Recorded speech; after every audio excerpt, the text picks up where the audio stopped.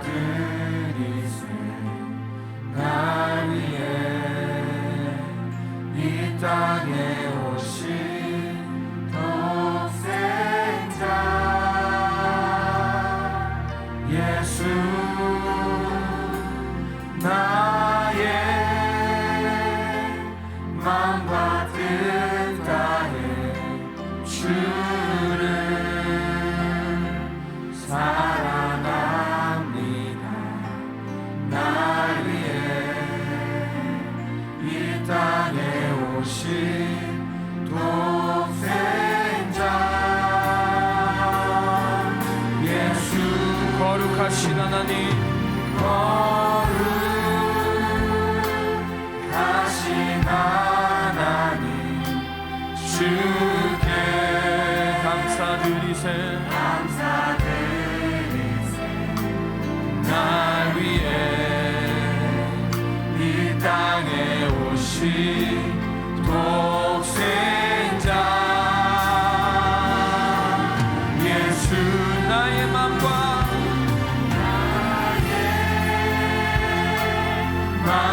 뜻 다해 주를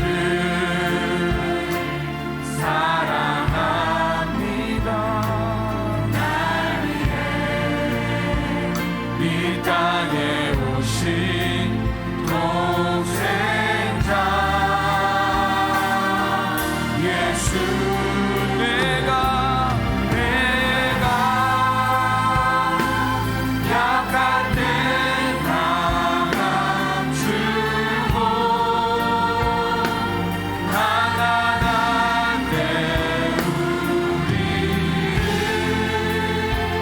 부욕해 하신 나의 주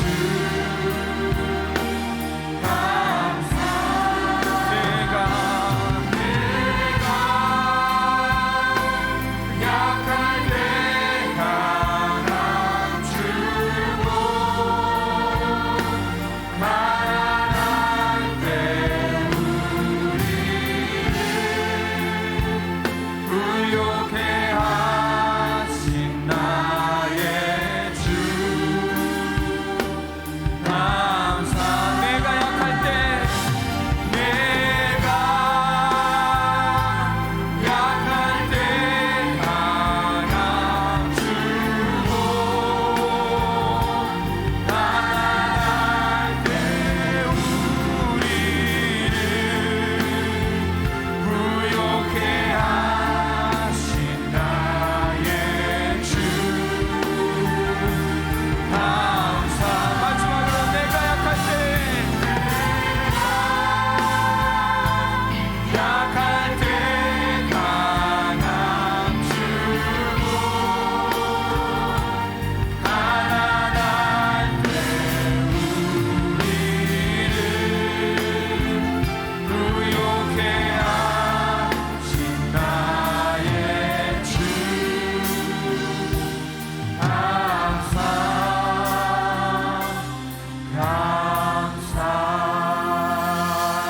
할렐루야. 주님께 영광의 박수를 올려드립니다. 우리 시간 그 자리에서 일어나서 함께 찬양하겠습니다.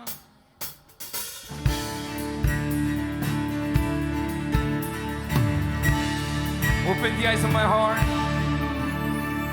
Open the eyes of my heart, Lord.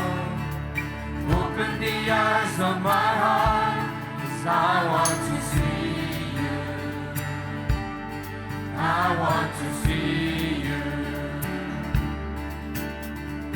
Open the eyes of my heart, Lord. Open the eyes. Open the eyes of my heart. I want to see you. Yes, I want to. I want to see you. 다시 한번 Open the eyes of my heart, Lord. Open the eyes of my heart, Lord. Open my The eyes. eyes of my heart. I want to see you. I want to see you. Open the eyes. Open the eyes of my heart, Lord. Open the eyes of my heart, 'cause I want to see you. Yes, I want to see you. To see your eyes.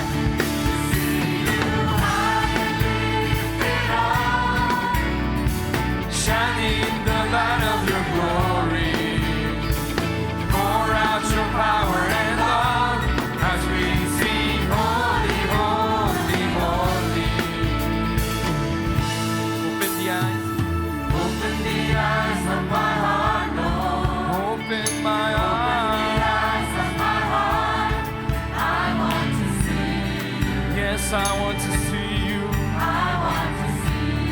다시 한번 open the eyes of my heart, Lord. Open the eyes of my heart, Lord. Open the eyes of my heart. I want to see you. I want to See you high and lifted up. see you high and lifted up, shining in the light of your glory. Pour out your power and love as we sing holy, holy. To see you high. To see you high and lifted up, shining in the light of your glory. Pour out your power and love as we sing holy, holy, holy. 고백합니다. Holy. Holy, holy, holy. You are holy, holy, holy. God, you're holy, holy, holy. I want to see you. Holy, holy. Holy, holy, holy.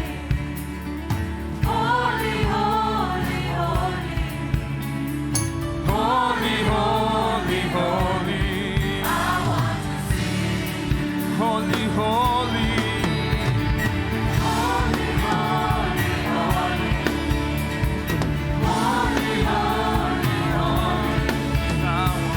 Holy, holy, holy.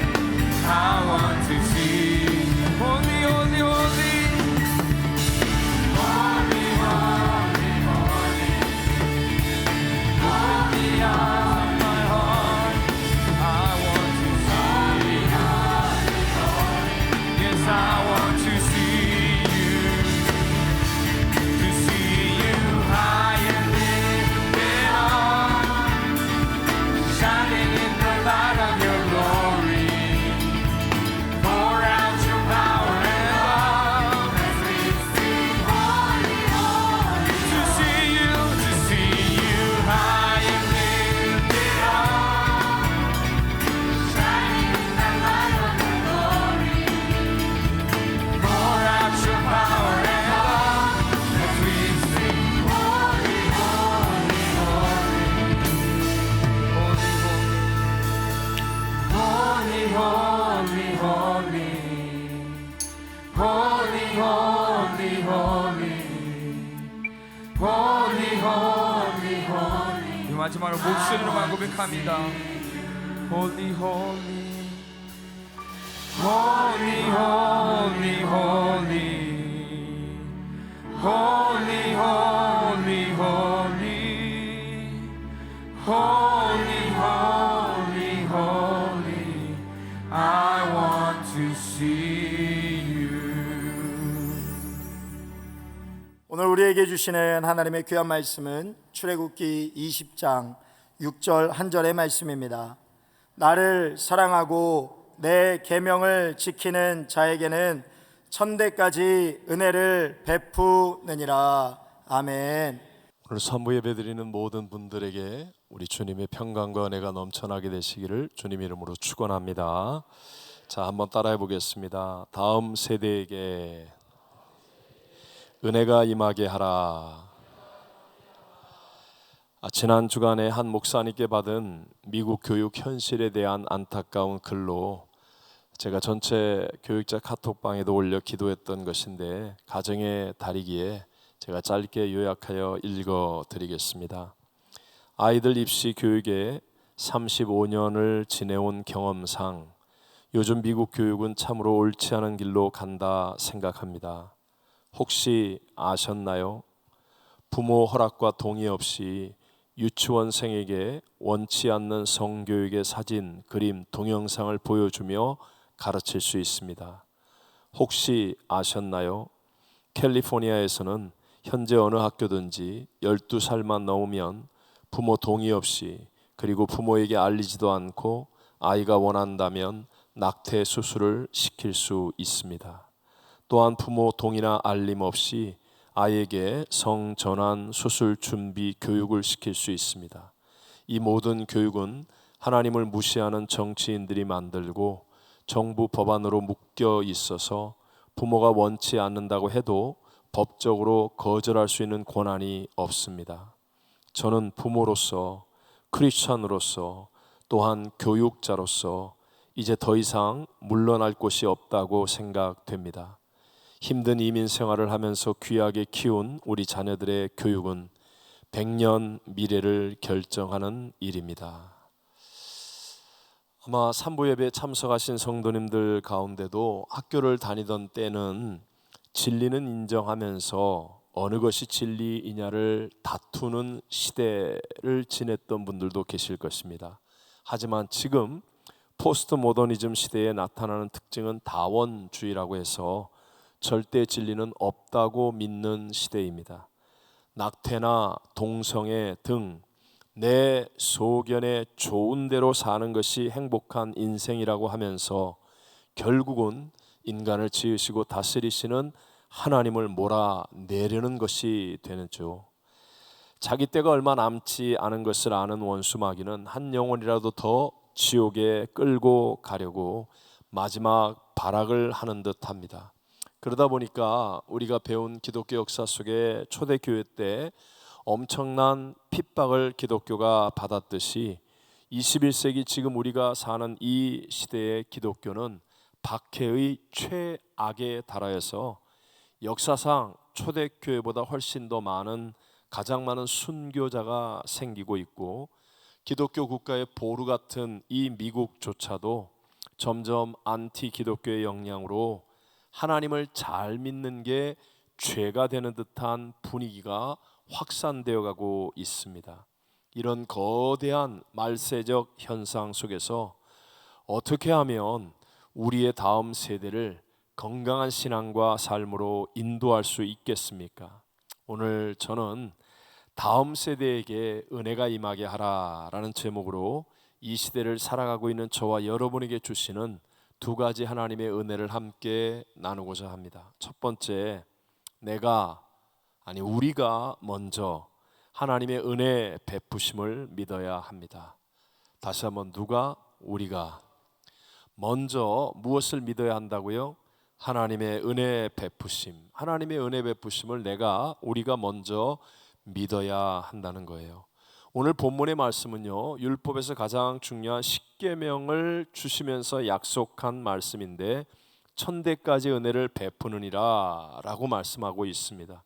십계명이 오늘까지 변하지 않는 율법의 뼈대가 되듯이 그와 함께 이 약속의 말씀, 즉 천대까지 은혜를 베푸느니라 라는 말씀도 이루어진다는 것을 우리가 먼저 확실하게 믿어야 한다는 것이죠. 저와 여러분이 잘 알고 있는 쌍둥이 형제 에서와 야곱의 이야기, 믿음의 조상 아버지 이삭으로부터 하나님의 은혜와 복에 대한 이야기를 이 두 사람은 들으면서 자랐습니다. 하지만 똑같은 쌍둥이 아들인데도 하나님의 은혜와 복에 대한 믿음이 서로 달랐습니다. 어느 날 에서가 사냥을 나갔다가 몹시 피곤한 몸으로 배가 고파 집에 들어오는데요, 집안에서 동생 야곱이 끓이는 맛있는 팥죽 냄새가 코를 찌릅니다. 그래서 동생 야곱에게 팥죽을 좀 달라고 말하니까 야곱이 에서에게 말하기를, 형의 장자의 명분을 내게 팔면 내가 팥죽 줄게 라고 코미디 같은 얘기를 하는 거예요. 그러자 에서가 뭐라고 합니까? 함께 창세기 25장 32절 말씀을 읽어봅니다. 에서가 이르되 내가 죽게 되었으니 이 장자의 명분이 내게 무엇이 유익하리요? 배고파 죽겠다는 거예요. 근데 이까지 장자의 명분, 하나님의 은혜와 복, 이게 무슨 상관이야? 가볍게 여긴다는 것이죠. 자기 배만 부르면 얼마든지 내 힘으로 나는 잘 살 수 있어 라고 믿는 거죠. 즉 하나님의 은혜와 복 필요 없어, 그거 없어도 난 얼마든지 잘 살 수 있어 라고 생각하는 것입니다. 한 공동체에서 똑같은 메시지를 듣지만 하나님의 은혜와 복을 믿지 않을 수 있다는 것을 우리에게 가르쳐주고 있습니다. 여러분, 이런 에서의 행동에 대해서 성경은 뭐라고 평가할까요? 히브리서 12장 16절을 읽어보겠습니다. 음행하는 자와 혹 한 그릇 음식을 위하여 명분을 판 에서와 같이 망령된 자가 없도록 살피라.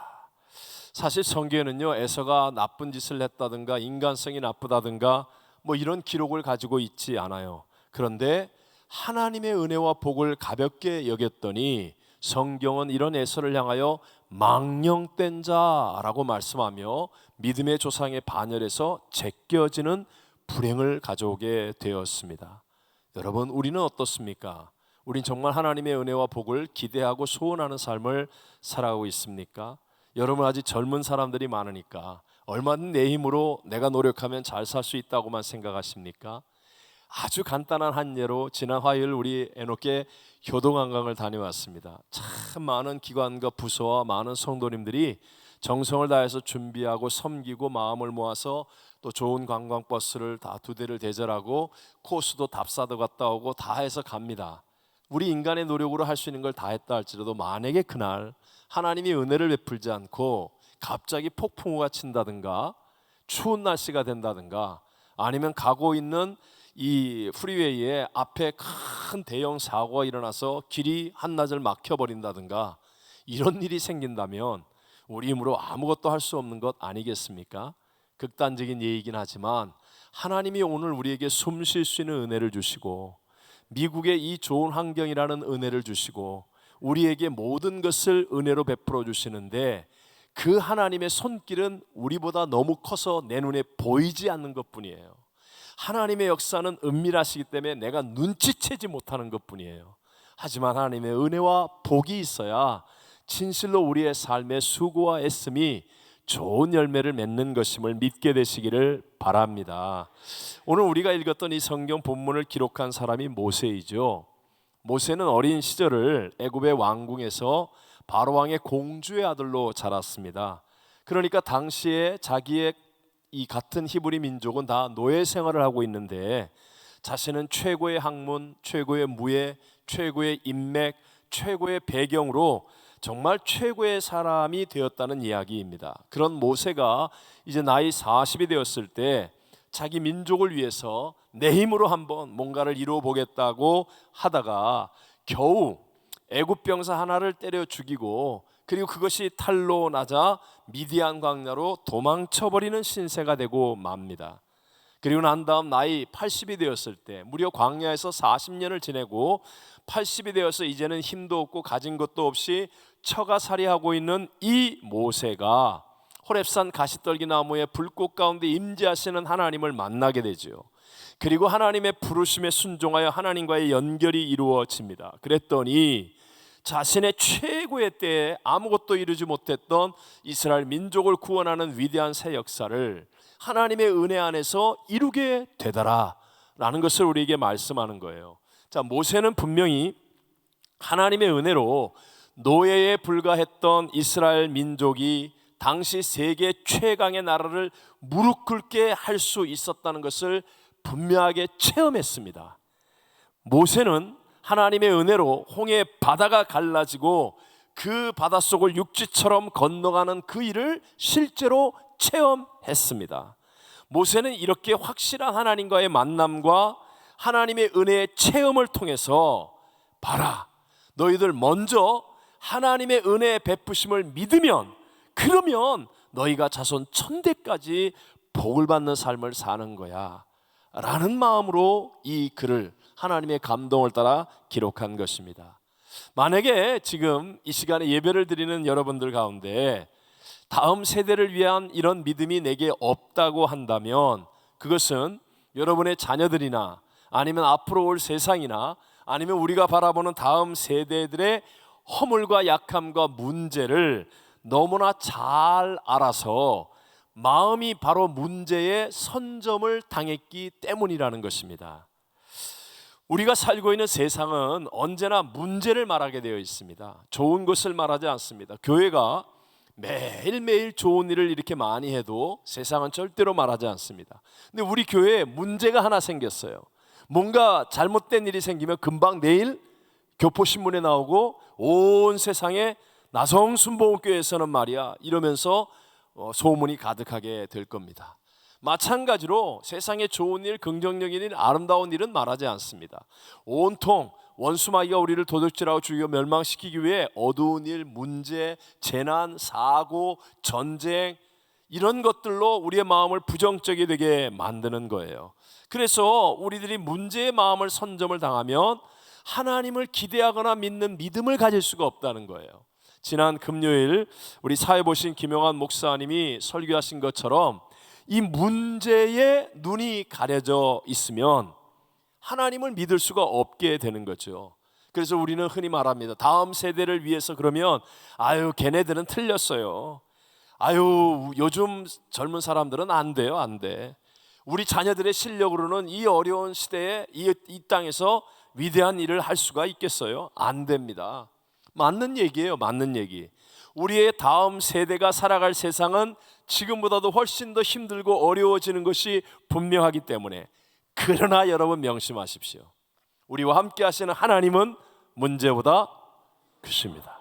우리 하나님은 대적보다 크십니다. 하나님은 하실 수 있습니다. 바로 이것이 중요한 거예요. 저와 여러분의 시선이 문제에 집중되지 아니하고 애굽의 바로왕을 굴복시키고 노예가 된 이스라엘을 건져내신 하나님, 홍해 바다를 갈라서 그 바다를 길처럼 건너게 하신 하나님, 그 하나님께 먼저 집중하여 하나님을 바라보고 하나님을 예배하고 하나님을 들을 수 있다면, 그러면 우리 안에는요 하나님에 대한 믿음으로 문제를 넉넉히 이기는 하나님의 역사의 주인공이 되어질 줄로 믿습니다. 세상을 바라보고 자녀를 바라보고 다음 세대를 바라보면 한숨 아니면 분노, 절망, 걱정, 좌절 이런 마음 다 똑같습니다. 다 어느 누구도 할 것 없이 다 그 마음으로 선점되어집니다. 그러나 우리가 먼저 하나님을 바라보고 약속의 말씀을 붙잡고 기도 속에 성령의 비전을 붙잡을 수 알게 되면 그 하나님을 통해서 우리 자녀 다음 세대를 바라보게 될 때 우리의 다음 세대는 하나님의 작품이고 하나님의 선한 계획이 이루어질 것이라는 믿음을 갖게 되는 거예요. 여러분, 세상 사람들도 일반적으로 품자가 들어가는 것, 예를 들어 명품, 작품, 인품 뭐 이런 것들은 다 어떤 어려움과 고난의 대가를 지불해야 된다는 것을 알고 있습니다. 명품이 그냥 나오겠습니까? 그냥 나오면 상품이고 작품이나 명품은 그냥 나오는 게 아니에요. 풀무불에 들어가지 않고서야 어떻게 명검이 만들어질 수 있겠습니까? 쇠가 뜨거운 용광로 속에 들어왔다 나갔다를 반복하고 무겁고 두꺼운 망치로 두들겨야 그래야 명검이 만들어지는 거예요. 요즘 유행하는 뭐 육체 식스팩을 만든다. 여러분, 그 식스팩이 그냥 만들어집니까? 허구한 날 맨날 그 헬스 가가지고 그냥 뛰고 애쓰고 땀 흘리고 노력해야, 그래야 그게 명품 몸매라는 게 만들어지는 것 아니겠습니까? 성경은 우리에게 분명히 가르쳤죠. 다 같이 욥기 13장 10절을 읽어봅니다.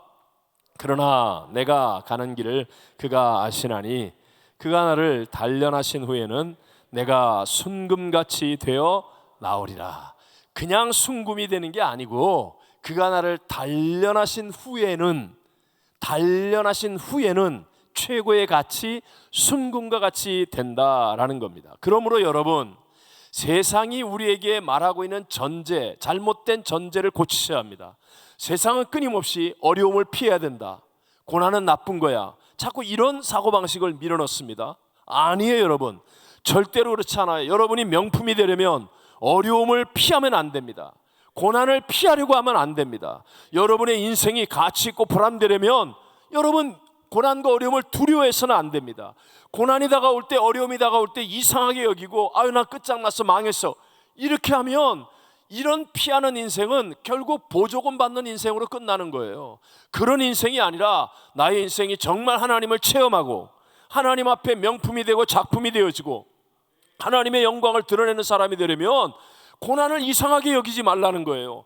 고난을 바라보면서 항상 피하는 쪽으로 의사결정을 내리면 그 사람은 참된 하나님의 사람이 될 수 없다는 사실을 똑바로 기억해야 됩니다. 이 일이 힘든 일이라 할지라도, 고난이 다가오는 일이라 할지라도, 어려운 일이라 할지라도 이 일의 부르심이 하나님이고 이 일의 영광이 하나님이라면 나는 할 수 있다 라고 담대히 나가는 그 사람이 명품 인생이 되는 것이고 하나님의 순금 같은 믿음의 존귀한 사람이 되어질 줄로 믿습니다. 고난 두려워하지 말고, 어려움 피하려고 하지 말고, 문제 하면서 두려움에 빠지지 말라는 것이에요.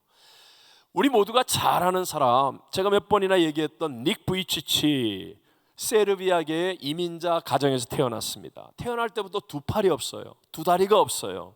오직 왼쪽 엉덩이 밑에 조그만 발 하나만 있는 중증 장애인으로 태어났습니다. 자기 아버지가 갓 태어난 아이를 보고 너무너무 충격을 받아서 뛰어나가 구토를 할 정도로 정말 어려운 중증 장애인이었습니다. 이 닉 부이치치도 처음에는 없는 것에 마음을 빼앗겨서, 다 없잖아요. 두 팔이 없잖아요. 아예 없다니까요. 두 다리가 없다잖아요.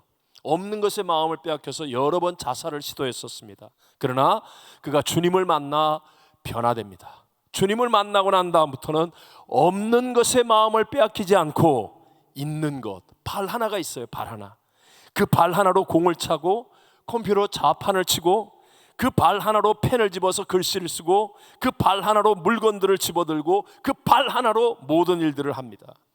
그는 몸의 80%가 폐예요. 폐. 왜? 두 다리가 없고 두 팔이 없으니까. 그러니까 물에 들어가면 잘 뜨는 거예요.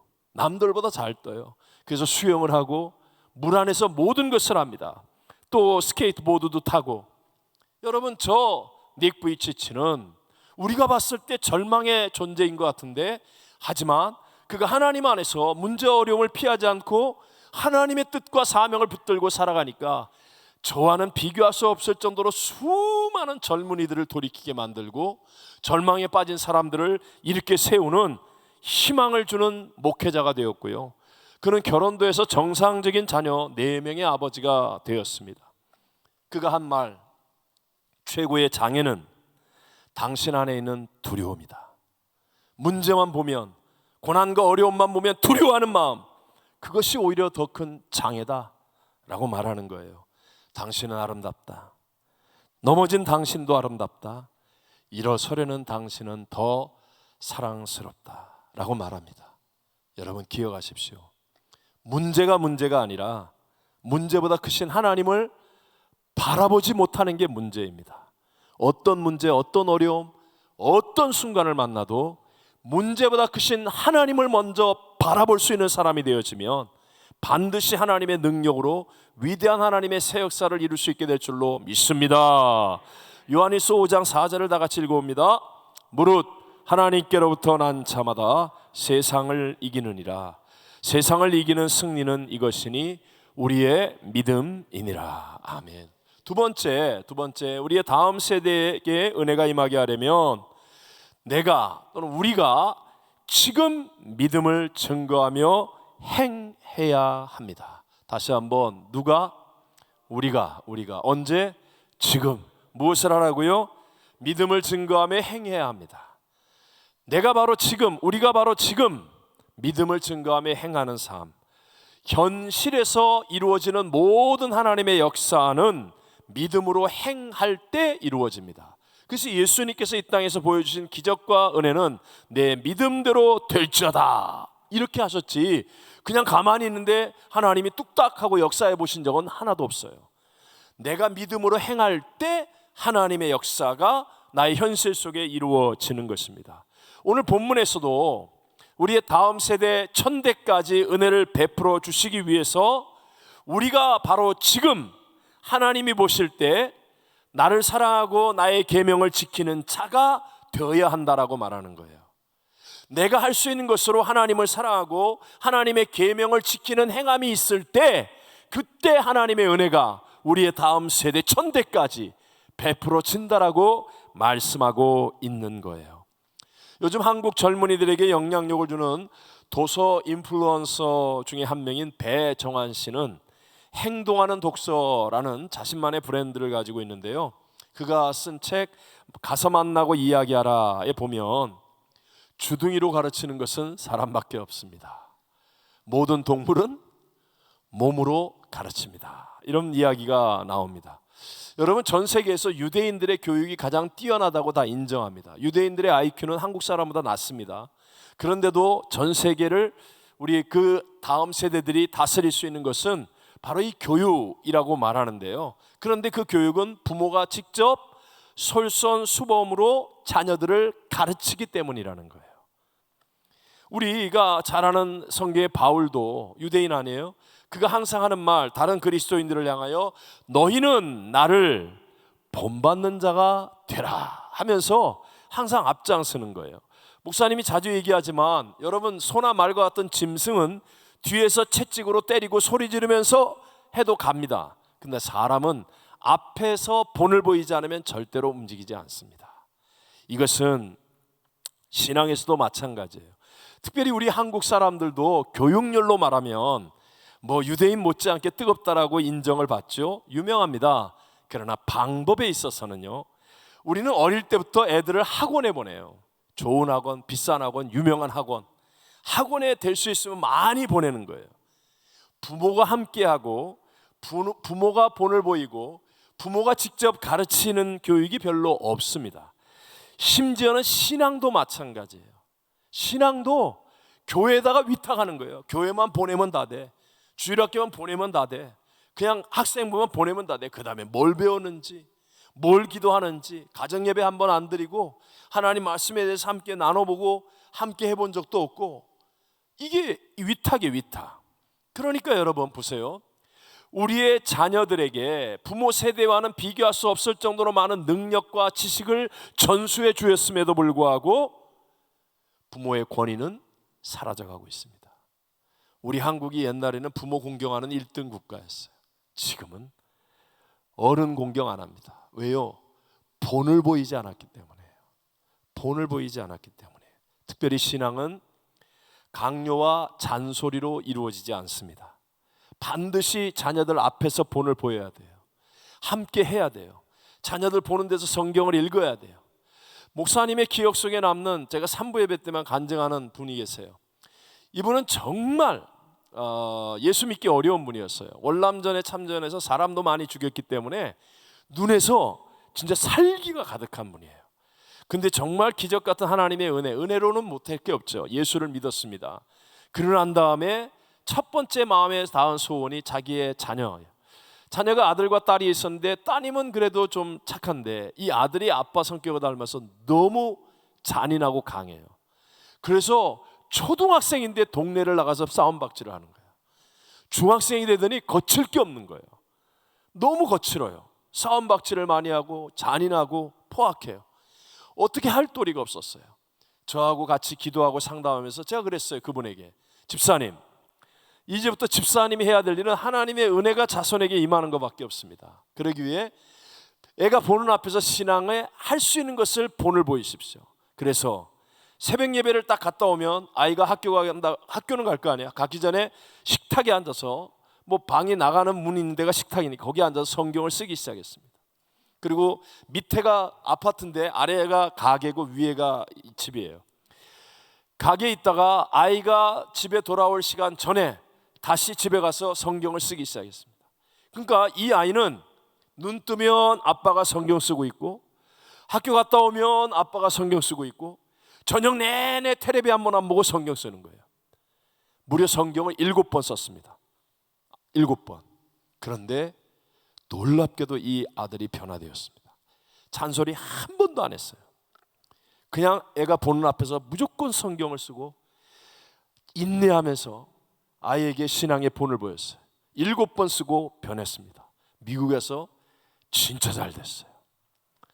정말 잘 됐어요. 이름 얘기하면 이제 여기서 이 동네니까 알아. 그래서 안 돼. 중요한 건 이거예요. 신앙의 본을 보이고 따라오게 해야 된다.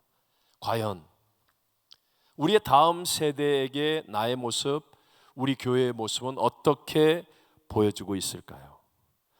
저는 개인적으로 우리 다음 세대들에게 우리 나성순복음교회에 다니는 것을 자랑스럽게 해주자. 적어도 우리 교회로 인하여 창피하다는 느낌만은, 그런 일만은 생기지 않게 해달라고 개인적으로 하루도 빼놓지 않고 기도합니다. 내 다음 세대가 나 옛날에 나성 순복음교회 다녔어, 이것을 자랑으로 여기고 이것을 감사로 여기는 교회, 우리 그런 신앙이 될 수 있기를 바랍니다. 여기서 중요한 게 있어요. 나를 사랑하고 나의 계명을 지키는 자가 되라고 말씀하잖아요. 근데 이게 내 힘으로는 할 수 없다는 것을 인정하는 거예요. 자, 율법이라는 것은 우리가 몽학 선생이라고 얘기합니다. 몽학 선생은 뭐예요? 진짜 선생님이 올 때까지 선생하는 거예요. 그러니까 진짜 선생님에게 인도해 주는 게 몽학 선생입니다. 율법은 예수님이라고 하는 진짜 선생님에게 인도하는 역할을 하는 겁니다. 율법, 하나님의 기준을 전해줍니다. 그러면 우리가 그것을 지키려고 하는데 우리는 죄성을 가지고 있기 때문에 지킬 수가 없다는 자신을 발견합니다. 아무리 몸부림을 치고 애를 써도 도대체 10가지의 계명, 10계명조차도 내가 다 지킬 수 없구나 하는 자신을 깨달을 때, 그때 나의 구세주 되신 예수님을 향하여 방향을 틀게 되는 거예요. 그래서 예수님을 만나게 되고 예수님의 도움을 얻게 되는 거예요. 예수님은 죄인된 우리를 구원하기 위해서 이 땅에 오셨지 않습니까? 우리의 죄의 값 사망을 십자가에서 대신 지불하시고 죄 사함의 길을 열어주시고 하나님과의 관계의 길을 열어주시고, 그리고 사흘 만에 부활하셔서 승천하셨습니다. 천국 가는 길을 열어주셨습니다.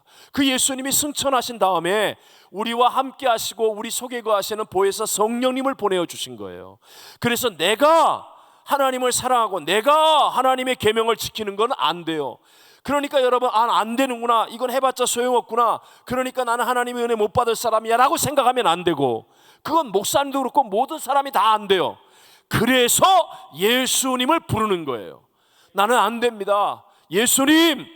그리고 예수님을 구세주로 영접하고 성령님을 의지하게 되면 놀랍게도 내 안에 주님을 사랑하는 마음이 솟아납니다.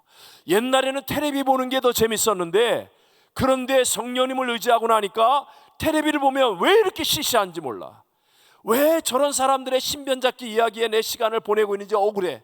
그래서 나도 모르게 벌떡 일어나서 텔레비를 끄고 성경을 읽게 돼요. 나도 모르게 내가 차라리 교회 가서 기도하는 게 낫겠다, 예배를 향해 가게 돼요. 옛날에는 친구들과 모여서 술 먹고 떠드는 게 그렇게 좋았어요. 그런데 성령님이 내 안에 역사하기 시작하면 거기 가서 앉아있으면 너무너무 힘들어. 내가 왜 이걸 좋아했지? 내가 왜 이렇게 살았지? 내가 왜 저 사람들처럼 살았지? 나도 모르게 내 안에서부터 좋아하는 게 달라지기 시작해요. 그래서 전화가 오면 나 바빠, 그날 안 가, 못 가. 한 번, 두 번, 세 번. 그리고 나서 온전히 주님께로 돌이키는 거예요. 그래서 놀라운 하나님의 역사의 승리의 사람이 되어진다는 것입니다. 그래서 내가 예수님을 구세주로 영접하고 성령님을 의지하고 성령으로 충만하면 나를 사랑하고 하나님을 사랑하고 하나님의 계명을 지키는 자라는 믿음을 증거하면서 행하는 승리의 길을 갈 수 있게 되는 거예요. 그래서 점점 우리의 인생이 선순환의 축복 가운데, 처음에는 아주 작은 일을 행했는데 점점 시간이 지나면서 큰 수레바퀴가 굴러가듯 선순환의 축복의 역사들이 일어나게 되는 것이죠. 주님은 나의 최고봉이라는 책을 쓴 오스왈드 챔버스라는 분은 1차 세계대전 때 정말 미국이 낳은 훌륭한 영적인 리더였었습니다. 근데 그분은 두려움, 피곤, 곤비, 이와 같은 것들의 가장 큰 원인은 생명과의 단절 때문이다 라고 말합니다. 여러분, 우리의 인생이 얼마나 피곤해요. 여러분 직장 가고 일하고 또 공부하고 집에 여러 가지 또 많은 일들을 하고 매일 피곤하잖아요. 그래서 막 저녁 되면 졸리고 운전하다 졸리고 피곤하다 곤비하다, 또 누구를 내일 뭘 만난다, 무슨 일을 해야 된다, 무슨 시험 본다 그러면 두렵고, 그게 우리의 인생 아니에요. 그럴 때 바로 그렇게 두렵고 피곤하고 곤비하고 짜증나고 어려워질 때 그걸 해결하는 방법은 먼저 살아계신 하나님과의 관계가 회복되어 연결을 이루는 것이다. 그러면 희한하게도 내 안에는 전혀 없었던 평안과 능력이 흐르고 세상이 줄 수 없는 하나님의 비전과 하나님의 은혜가 내 안에 넘쳐나서 피곤과 곤비와 두려움을 이기는 자의 자리에 있게 된다라는 것을 말씀하는 거예요. 우리 지난 한 주간도 돌아보면 세상이 얼마나 힘든 삶입니까? 세상은 변이 바이러스의 확진, 또 전쟁, 인플레이션과 경제의 어려움, 그리고 많은 총기 사고 같은 사고들의 이야기, 직장, 사업, 학교, 가정에서의 관계의 어려움들, 그 수많은 문제들이 우리를 지금도 짓누르고 있잖아요. 우리 모두를 때로는 두렵게 하고, 정말 피곤하다, 정말 곤비하다, 내가 이렇게 살아야 되나, 내 이민생활이 이건가, 이런 마음의 생각도 많이 들잖아요. 그때 여러분 잠수 타지 말라는 거예요. 그때 문 걸어 잠그고 커튼 치고 앉아있으면 회복될 거다, 그게 마귀의 거짓말이라는 거예요. 그때 세상의 유혹에 빠지지 말라는 거예요. 한 잔 마시면 돼, 놀러 가면 돼, 맛집 찾아가면 돼, 뭐 하면 돼, 여기에 속지 말라는 거예요. 바로 그때가 오히려 하나님을 예배하고 하나님의 변화와 기도하여서 살아계신 하나님과의 연결, 만남을 이루어 하나님을 체험하는 때인 것을 깨닫게 되시기를 바랍니다. 그러면 반드시 은혜를 베푸시는 하나님으로 인하여서 우리의 인생의 승리를 이루어가는 거예요. 이게 승리의 삶을 살아가는 겁니다. 여러분들은 찬송가 370장 아시는 분 알겠지만 잘 안 부르시죠? 요즘은 복음성가를 많이 하니까. 저는 설교를 준비하면서 이 찬송가 370장 특히 2절 가사가 그렇게 마음에 와서 나왔습니다. 그 두려움이 변하여 내 기도 되었고 전날의 한숨 변하여 내 노래 되었네. 주님을 찬송하면서 할렐루야 할렐루야 내 앞길 멀고 험해도 나 주님만 따라가리. 두려움이 하여 기도가 되고 한숨이 하여 내 노래가 되는 길, 그게 바로 주님과의 연결이에요. 그래서 내 앞길이 아무리 멀고 험하다 할지라도 나는 주님만 따라가겠다는 고백이 저와 여러분의 믿음의 체험이고 고백이 되시기를 바랍니다. 분명히 예수님은 우리의 구세주, 길과 진리와 생명이 있습니다. 예수님만이 우리를 모든 죄와 넘어짐과 실패와 상처와 아픔으로부터 회복시켜 주실 수 있는 분이에요. 우리 잘 아는 고린도후서 5장 17절 말씀 다 암송하죠. 시작. 그런즉 누구든지 그리스도 안에 있으면 새로운 피조물이라, 이전 것은 지나갔으니 보라 새 것이 되었도다. 새 것이 되었도다. 예수님만이 우리를 이렇게 해주시는 거예요. 그러나 여러분, 여기서 명심해야 될 것이 있습니다. 그것은 내가 새로운 피조물이 되었다 할지라도 과거의 죄의 상처는 아직 남아있다는 것, 그리고 여전히 우리를 도둑질하고 죽여 멸망시키는 원수마귀는 아직 세상에서 역사하고 있다는 것, 이 사실을 기억해야 된다는 건 무슨 말입니까? 종종 이런 얘기예요. 목사님, 내가 그때 정말 예배 시간에 은혜 받고 예수님 바라보고 진심으로 내가 회개했어요. 근데 요즘은 자꾸 마음이 편하지 않아요. 자꾸 죄의식이 생겨요. 힘들어요. 이런 비슷한 이야기를 하는 분들이 많이 있습니다. 예를 들어서 벽에다가 못을 박았습니다. 그래서 그 못이 잘못되어 옷을 뽑아 버렸어요. 분명히 못은 뽑았지만 그러나 못 자국은 남아있어요, 안 남아있어요? 남아있다는 거예요. 내가 예수님을 만나고 내가 죄를 깨닫고 예수님을 만나서 회개합니다. 그러면 예수님이 즉시로 나의 죄를 용서하십니다. 하지만 내 마음의 상처와 아픔은 남아있어요. 죄의 영향력은 남아있어요. 그래서 용서받았다 할렐루야 그러고 그 다음부터 내 마음대로 살면 옛날과 똑같아지는 것이고, 계속하여 어떻게 하여? 계속하여 하나님의 은혜가 나를 덮어주고 있어야 한다는 거예요. 이걸 중요시 여겨야 돼요.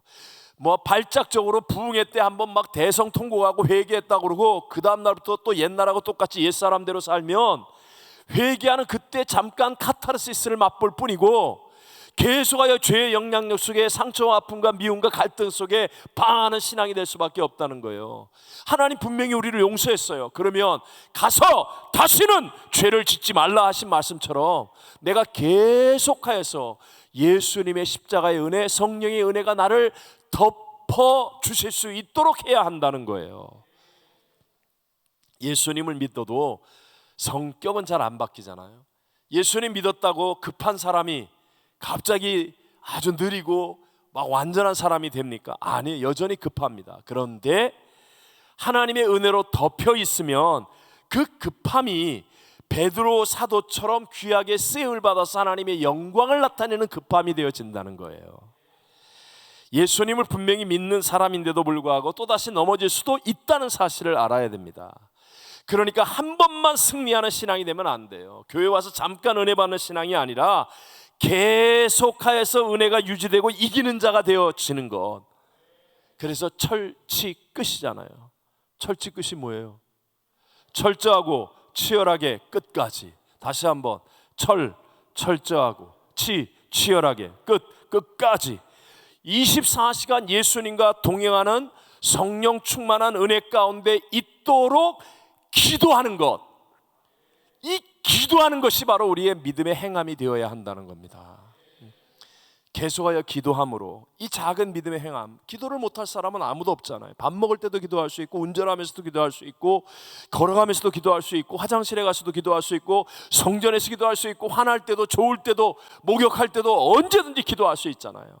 이 계속하여 기도함으로 내게 은혜가 임하도록 하는 것이 저와 여러분이 증거해야 할 믿음의 행함이라는 거예요. 그러면 이 행함을 통하여 하나님의 은혜가 우리에게 놀랍게 흐르게 될 줄로 믿습니다. 제 개인적인 얘기, 우리 자녀들이 있는 데서 이렇게 또 하게 돼서 미안한데요, 항상 제 마음의 한켠에는 자녀들에 대한 미안함이 있습니다. 특히 저희 큰아들에 대한 미안함이 제 마음속에 크기 때문에 이 기도를 하거나 뭘 하면 이 생각이 자꾸 날 수밖에 없는 것 같아요.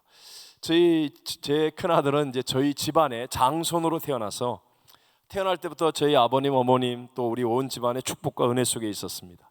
근데 제가 여러분 아시다시피 선교지에서 이 개척교회 시절에 정말 너무 목회가 힘들고 선교가 바쁘고 그랬어요. 그러다 보니까 선교지에서 이제 개척을 하다 보니까 알게 모르게, 나는 기억도 안 나는데 아이에게는 상처를 좀 많이 주었던 것 같아요. 예를 들어 이제 교회 개척에서 막 성도들이 이제 오면 애들이 막 놀잖아요. 애들이 조그만 성전에서 막 놀다가 사고치고 장난치고 그러면 누구 야단쳐야 돼요? 그냥 우리 큰애야, 큰애. 야, 영구가 조용히 해. 너 나 뭐 계속, 나는 몰랐는데 계속 얘는 교회만 오면 야단만 맞았다는 거예요. 그러다 보니까 아이가 중학생이 딱 됐는데 그냥 미국에 가겠다고, 외갓댁에 가겠다고, 본인에게 외갓댁에 가서 공부하겠다고. 아직 어린 나이인데도 불구하고 제게 복합적인 감정들이 있었어요. 그래서 제가 그냥 보냈습니다. 당시 저 자신이 아직 너무 철이 없어서 가정에 대해서 미숙했었고, 목회가 너무 힘들고 선교가 너무 바빠서, 그래서 왠지 그냥 아버지의 책임으로부터 도피하고 싶었던 마음도 있었던 것 같아요. 어쨌든 저는 그 이후에 제 장남과 함께하지 못함이 제 인생의 가장 큰 아픔이 되었습니다. 겉은 분명히 제 아들이에요. 사고치지 않아요. 죄지지도 않아요. 착해요. 그런데 겉은 제 아들이고 크리스찬인데도 불구하고 속은 저의 사랑과 믿음을 다 채워주지 못한 것, 그것이 너무너무 가슴 아픈 현실이에요. 물론 그 아이와 만나면 아들도 아빠를 제일 존경한다고 말합니다. 하지만 만나서 얘기를 해보면 어린 시절의 추억, 기억이라고는 그때 교회에서 막 김장할 때 장난치는데 아빠가 배추로 날 때렸다 그러고 교회에서 애들하고 뛰어노는데 의자가 부서지니까 아빠가 부서진 의자로 자기를 때렸다 그러고, 맨날 맞았다, 야단 맞았다, 뭐 피해 다녔다, 뭐 금식하라고 밥 굶겼다, 그거밖에는 없는 거예요. 그거밖에는 없는 거예요. 얘기할 거리가 없어요. 마음이 아픕니다. 그런데 제가 기도하면서 한 가지 확실한 믿음이 생깁니다. 제가 이걸 간증하고 싶은 거예요. 정말 억지로가 아니라 확실한 믿음이 생기는 거예요. 그것은 합력하여 선을 이루실 하나님께 기도하면 그 기도가 쌓이면 반드시 역전승을 주실 것이라는 거예요. 네, 정말입니다. 여러분, 아직 자녀가 어려서 잘 모르는 분들, 이제 자녀를 키워보면서 아니면 다음 세대를 바라보면서 또 우리의 가정에서 정말 뜻대로 되지 않은 수많은 일들이 생깁니다. 하지만 여러분, 그 문제를 바라보며 좌절하지 마시고요, 기도하면, 기도가 쌓이면 놀라운 하나님의 역사는 반드시 역전승으로 일어납니다. 이건 막연한 희망이 아닙니다. 저를 위로하기 위한 그런 말이 아니에요. 매년 저희 큰아들을 만날 때마다 정말 기도를 통한 하나님의 회복과 어떤 은혜가 쌓여가는 것을 느낍니다. 야곱과 모세가 그러했고 닉 부이치치에게도 역전승을 주셨던 그 하나님은 지금도 우리의 기도를 통하여 놀랍게 역사하시는, 능히 하지 못할 일이 없으신 전지전능하신 하나님이시기 때문에 그렇습니다. 우리 5월 가정의 달 마지막 주가 다음 주일이잖아요. 우리 기도원에 이제 다 같이 올라가서 교육국이 주관하는 다음 세대를 위한 가정 축복 기도의 시간을 갖습니다.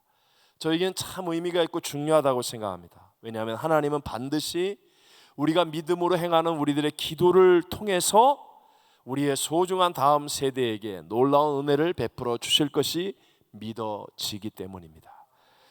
여러분, 우리의 인생에 많은 문제들이 생기고 어려운 상황들이 생깁니다. 하지만 그것보다도 먼저, 그런 것들이 내 마음을 선점하지 못하도록 그것보다 먼저 하나님의 은혜 베푸심을 믿으시기 바랍니다. 그리고 그 하나님과 연결되는 기도를 통해 나의 믿음을 증거하며 행하는 사람이 되어서, 그래서 천대까지 은혜를 베풀어 주시는 그 놀라운 하나님의 역사를 체험하는 승리자가 되시기를 주의 이름으로 축원합니다. 함께 우리 이 아빠 아버지 찬양 한번 부르시고 같이 우리 기도하는 시간 갖겠습니다.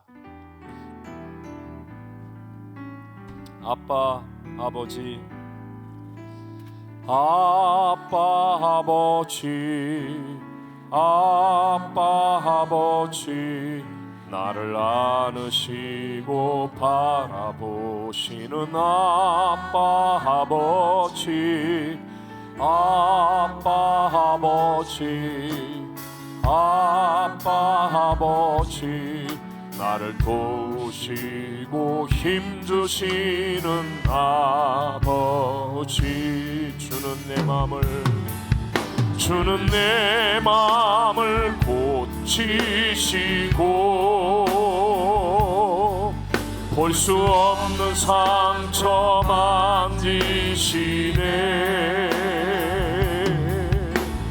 나를 아시고 나를 이해하시네.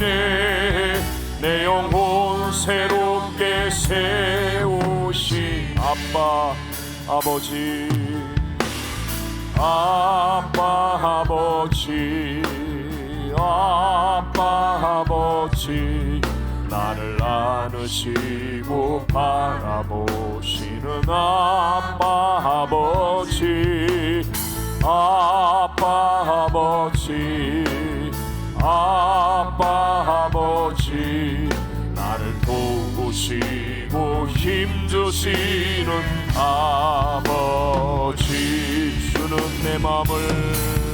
주는 내 마음을 고치시고 볼 수 없는 상처 만지시네. 나를 아시고 나를 이해하시네. 내 영혼 새롭게 세우시. 주는 나를 고치시고 주는 나 마음을 고치시고 볼 수 없는 상처 만지시네. 나를 아시고 나를 이해하시네. 내 영혼 새롭게 세우시네. 지금은 우리 구주 예수 그리스도의 무한하신 은혜와 하나님 아버지의 영원하신 사랑하심과 보혜사 성령 하나님 충만케 하심이 오늘 예배하는 사랑하는 모든 성도들 위해, 온라인으로 예배드리는 성도들 위해, 열품 중 열방을 품고 중보기도하는 선교사님들과 선교지 위에 영원토록 함께 계실지어다. 아멘.